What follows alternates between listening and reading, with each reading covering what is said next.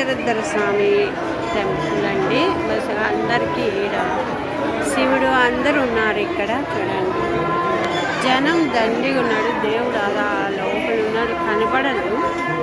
కాకపోతే మీకు చూపించడానికి నేను ఇక్కడ జనం అంతా